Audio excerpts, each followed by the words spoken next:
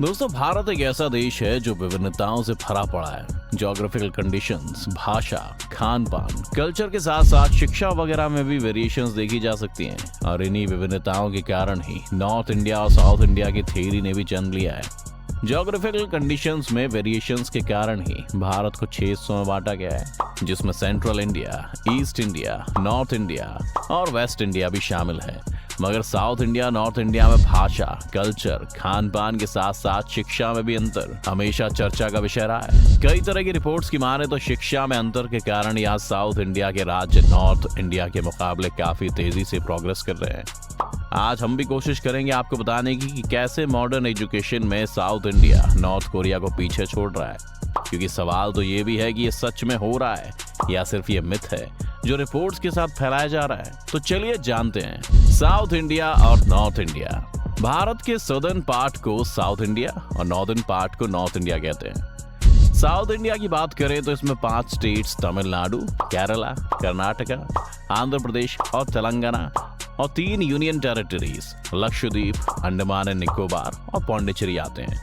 जबकि north India में 6 states Uttar Pradesh, Rajasthan, Uttarakhand, Punjab, Haryana और हिमाचल प्रदेश हैं। और 4 union territories Delhi, Chandigarh, Jammu and Kashmir और लद्दाख शामिल हैं। और कभी कभी उत्तर मध्य के राज्य मध्य प्रदेश, बिहार, झारखंड, गुजरात को भी शामिल करते हैं। भारत की कुल जनसंख्या की 20 से 25% के करीब आबादी साउथ इंडिया और 30 से 35% के करीब नॉर्थ इंडिया की है। प्राचीन काल यानी एंशिएंट टाइम में साउथ और नॉर्थ इंडिया में शिक्षा। एंशिएंट टाइम्स में पूरे भारत की शिक्षा आध्यात्मिकता यानी स्पिरिचुअलिटी बेस्ड थी।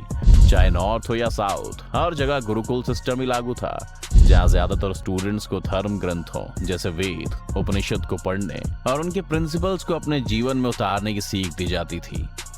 एंशिएंट टाइम्स में उत्तर और साउथ इंडिया की शिक्षा व्यवस्था में ज्यादा अंतर नहीं था, बल्कि नॉर्थ इंडिया कुछ हद तक आगे भी था, क्योंकि यहाँ के तक्षशिला, नालंदा, वल्लभी, पाटलिपुत्र, बनारस जैसे शिक्षा के गढ़ पूरे विश्व में फेमस थे। हालांकि साउथ इंडिया में भी तंजौर, कांचीपुरम, तिरुवोरियूर, मैसूर जैसे क्षेत्र भी शिक्षा में नॉर्थ इंडिया को कड़ी टक्कर दे रहे थे। दोनों जगहों पर मेनली धर्म ग्रंथों, वैदिक गणित, ज्योतिष, दर्शन शास्त्र, संगीत जैसे विषयों की शिक्षा दी जाती थी। तो एंशिएंट टाइम्स में दोनों में से कौन बेहतर था, ये कहना थोड़ा कठिन हमेशा से रहा है। मध्यकाल यानी middle times of south India and north India का कंपैरिजन।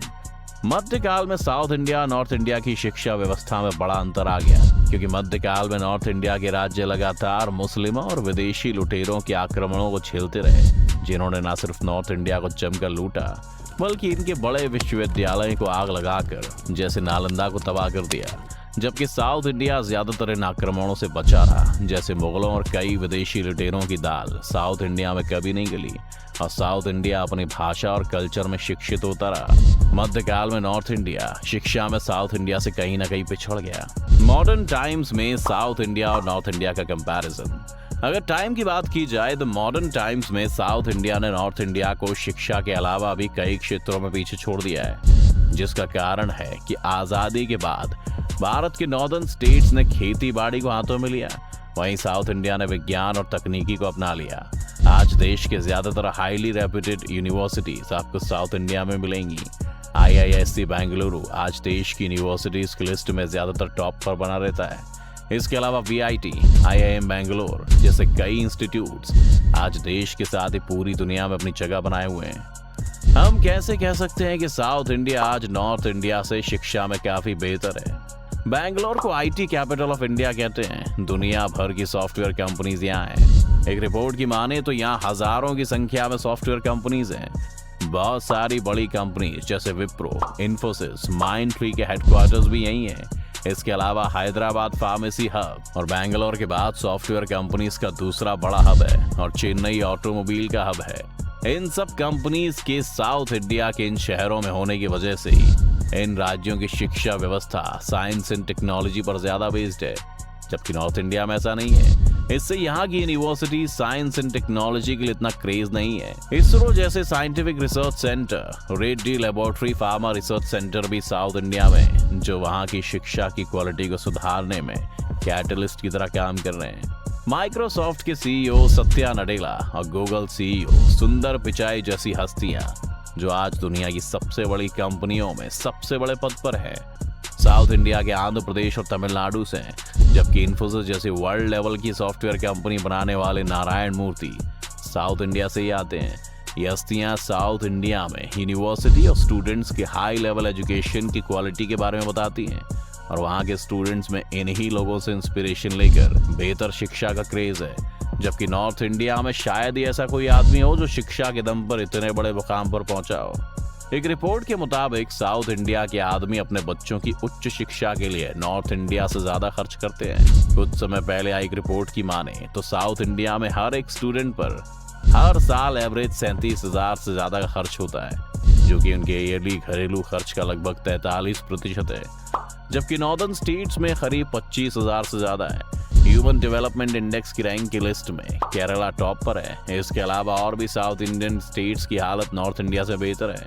आपको बता दें कि HDI निकालने के लिए राज्य की शिक्षा की क्वालिटी भी एक पैमाना है। कुछ आंकड़ों को पढ़कर भी हमें अंदाजा लगेगा कि शिक्षा में साउथ इंडिया नॉर्थ इंडिया से बेहतर है। 2021 की एक रिपोर्ट के अनुसार साउथ इंडिया के राज्यों का लिटरेसी रेट जैसे केरला का 96% था, जो कि भारत में सबसे बेहतर है, जबकि नॉर्थ इंडिया के राज्य इसके आसपास भी नहीं है। बाकी साउथ इंडिया के राज्यों की हालत नॉर्थ इंडिया के राज्यों से काफी बेहतर है। साउथ इंडिया में महिला लिटरेसी रेट भी नॉर्थ इंडिया से बढ़िया है। साउथ इंडिया की अधिकतर महिलाएं साइंस एंड टेक्नोलॉजी से जुड़ी हैं, जैसे टेसी थॉमस जैसे कई नाम हैं।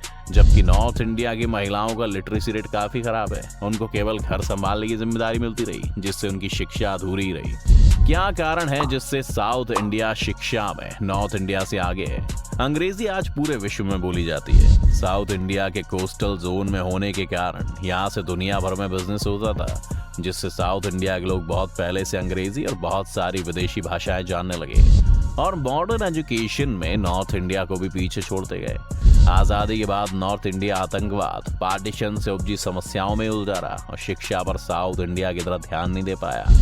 नॉर्थ इंडिया की जनसंख्या साउथ इंडिया के कंपैरिजन में बहुत ज्यादा है, जिससे सरकार सभी के लिए शिक्षा की व्यवस्था नहीं कर पाती।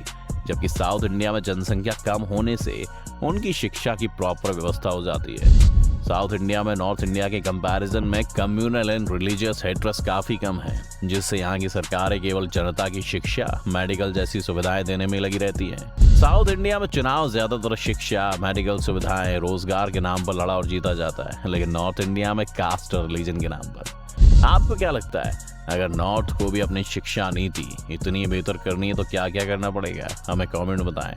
अगर वीडियो आपको पसंद आई तो लाइक और शेयर करें और चैनल को सब्सक्राइब करना ना भूलें।